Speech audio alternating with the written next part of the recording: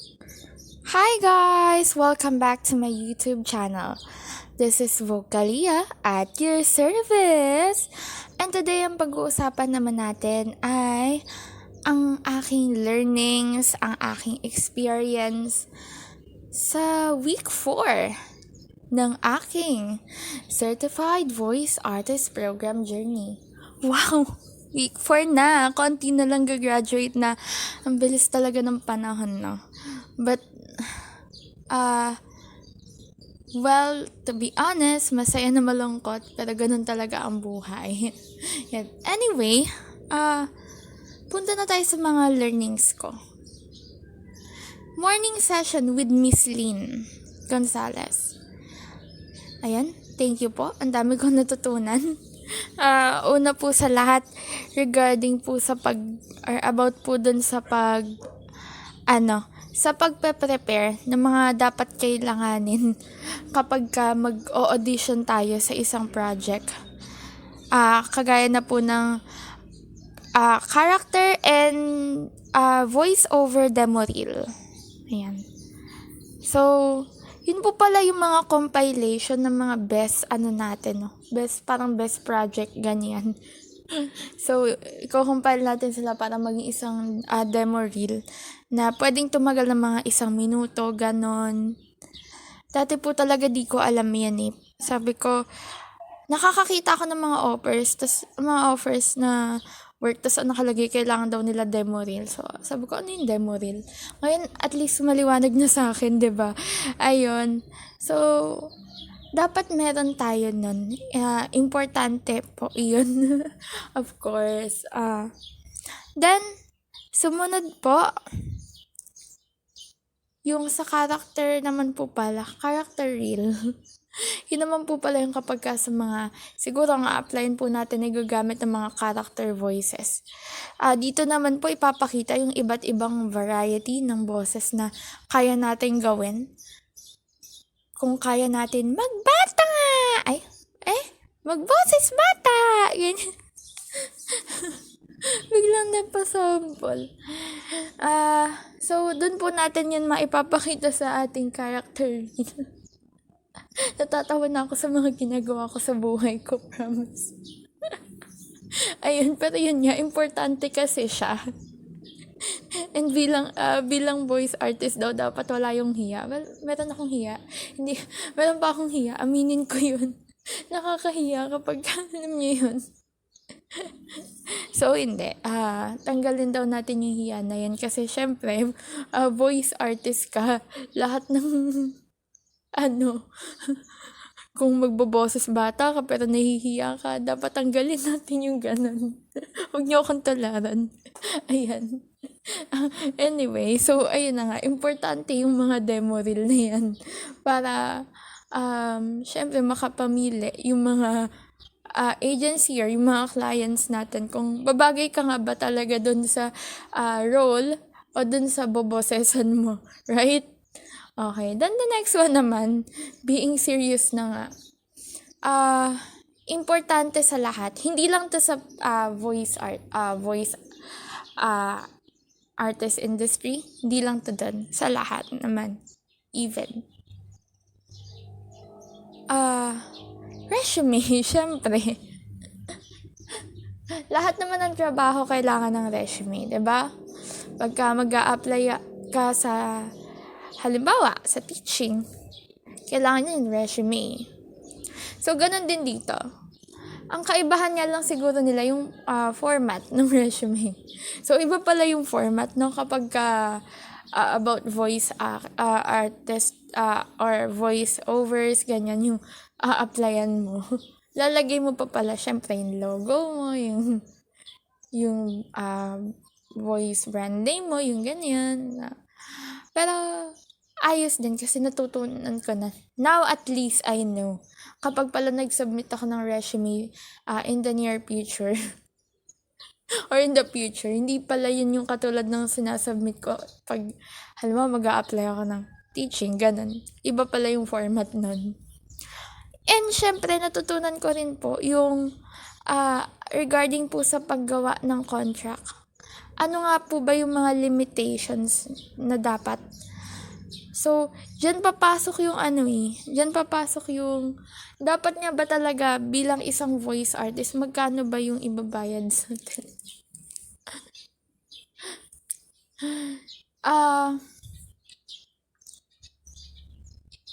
Contract is important.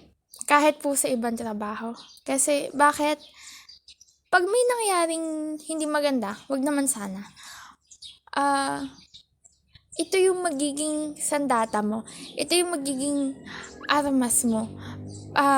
Halimbawa, ikaw bilang voice artist, nag-voice over ka sa isang product. O halimbawa na sabihin natin yung friend mo. Nag-voice over ka dun sa kanyang business. Ang sabi niya sa'yo, ito yung nasa contract. Babayaran kita, halimbawa, sige, 10,000. Ang nangyari, hindi natupad. Ngayon, dahil may contract ka, pwede mo yan magamit against her or against her business. Kasi syempre, ikaw ba naman bilang voice artist, papayag ka ba na yung efforts mo na mag-record, magdamag, ilang araw yan, hindi ka mababayaran ng sapat. So, hindi naman ata pwede yun. So, kailangan natin yung contract kasi bilang isang voice artist, kailangan mapangalagaan din natin yung karapatan natin. Ayan. And syempre, maging matalino tayo when it comes to this. Sa panahon ngayon, hindi lang sa voice artist industry nagkalat. Alam niyo yung mga scammer. Yan. Madami yan. Madami. And maging matalino tayo. Kapag nararamdaman natin na, oops, teka, bawal to. Oops, parang may mali. Ayan. Mag-ingat-ingat na tayo doon kasi minsan iba yung instinct natin na dapat sinusunod natin. Para at least hindi tayo mapahamak, 'di ba? Ayan. So, yun po pala dapat yun. Ayan, maging matalino and maging maingat tayo sa mga projects na pinapasukan natin. Hindi porkat makarinig lang tayo na, uy, 100,000, maganda yan. Sige, pasukin na natin. Yun na nga, gagawin na natin. So, hindi dapat ganun. Alamin muna natin yung mga benefits natin bilang voice artist nila. So, ayun. Isa pa po sa natutunan ko ngayong session na to ay yung saan nga ba tayo pupulutin? Ay, grabe yun, hindi. Saan nga ba tayo next after makagraduate ng certified or after natin maging certified voice artist? Titigil na ba tayo sa pagkatuto? The answer is no. Bilang isang voice artist, hindi po para sa akin, hindi po sapat na nakapag-training ka lang dito sa Certified Voice Artist Program. Hindi porket nakapag-training ka dito, sobrang galing mo na. To the point na wala ka nang dapat i-improve. So, hindi po ganun. Kahit nakapag-training ka, well, syempre natuto ka. Pero yung kaalaman na yun, na meron ka ngayon, hindi pa siya sapat. So, kailangan mo pang matuto, kailangan mo pang mag-practice, hanggang sa masasabi mo, okay, pwede na, pero hindi pa talaga. Parang sa teaching lang yan. Sa teaching po kasi, syempre, bilang isang teacher, hindi ka titigil sa pagkatuto. Kasi, kapag may natututunan ka mas lalo kang may ma-share sa iba. Ganon sa teaching. And ganon din, para sa akin, ganon din po sa voice acting or sa voice artist. Pag being a voice artist. Huwag kang titigil na mai-improve yung sarili mo. Para sa mga susunod, ikaw naman yung mag-share ng kung ano yung natututunan mo i-share mo siya sa ibang tao. Ayan. Practice. Mahalaga yan. And kaugnay po niyan,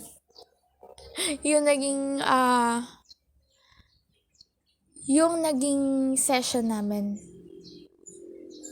ng afternoon, which is the live trainers feedback. Kung saan magsasubmit kami ng output and then i-rate po siya or bibigyan po siya ng feedback ng mga trainers namin. So, dito naman, nag-submit ako. Just because sabi ko nga kanina, hindi pa po sapat yung mga natutunan ko here. Kailangan ko pa po makarinig ng more feedback regarding po dun sa mga ginagawa ko. And I'm really sure na yung mga nasabi po nila, gagamitin ko po siya or magagamit ko po siya in the near future po. Sa mga future projects pa po. And grabe, sobrang na-appreciate ko po talaga yung naging comments regarding my output. Actually, di ko po expect na may maganda palang feedback dyan. Kasi nung pinasa ko po yung output ko, hindi rin ako confident. Sabi ko, kasi nga po, di ba, wala po akong experience, ganyan. Sabi ko, feeling ko pangit-pangit naman ang output ko. Siguro nga rin po kaya 15 seconds output lang po yung sinubmit ko. Because I'm not that confident po. But at the same time, thankful ako kasi hindi naman pala siya ganun I mean, sabi nila maganda, so yeah. Hindi naman pala siya And syempre, things to improve. Yung sa paglalakas, paghihina ng boses. Isinaisip ko na po iyan. And I will practice more, syempre, para mas ma-improve natin yung skills na meron tayo. Pero, thank you very much po talaga sa lahat na ituro sa akin ng mga trainers natin dito. Simula week 1 hanggang week 4. Ayan, thank you po. Thank you very much, Sir Navi, Sir Bry, Papa Lem, Miss Janine, sa guest speaker natin, Sir JJ De Los Santos, thank you very much po. Miss Lynn, thank you very much po talaga sa inyo. I really learn a lot ng mga nakakaraan linggo just because ang dami pong naiturong maganda ng mga trainers natin dito. And of course, kukunin ko na rin po itong opportunity na to para po pasalamatan. Unang-una po, yun nga, mga trainers, nabanggit ko na. And then, also like to say thank you po sa mga host natin, ng mga nakaraang session. Grabe. Binubuhay niyo po talaga ang Sabado. Hindi mong pag-aantokin ka na. Tapos, ang gagaling po ng hosting team yan. Sobrang thank you po. Secretariat, thank you very much po sa lahat. Ayun. Maraming salamat po. And, of course, gusto ko rin pong pasalamatan yung mga mentors and guardian angels ko. Mentor Shairan, Mentor JM, Ate Hannah, thank you very much. Ang dami ko pong natutunan from you. Maraming salamat po sa inyo. And, syempre, hindi mawawala yung aking mga BR mates and batch mates, of course.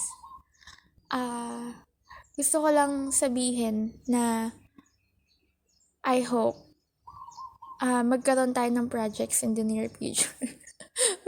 may pag-ganun. Gusto ko lang magpasalamat kasi natuto rin ako sa inyo. So, ano ba to? Vlog ng pamamaalam? Hindi. Gusto ko lang po talaga. Kasi this is the last session that we had. And gusto ko lang din pong i-express kung ano talaga yung nararamdaman ko at the moment. At the moment. Ayun. So, ilang weeks na lang kasi, no? Graduation na. Parang, ang bilis talaga. Parang nabitin ako dun sa 1 month. Just, 4 Saturdays, ganyan. So, ayun. Pero yun nga. Hindi naman kasi porket natapos tayo dito, katapusan na talaga. It's a new beginning. It's a new journey. So, maaring matatapos yung training journey ko dito sa CVAP. Pero hindi naman ibig sabihin na matatapos na lahat. Sa pagkatas nito, doon pa lang magsisimula yung aking certified voice artist journey. Ayan. And, yun. I think that's all. Ayan. Malungkot na masaya ang person dahil doon. Ayan. Again, thank you very much po sa lahat. And hanggang sa muli po. Ayan. This is Vocalia. At maraming salamat and paalam!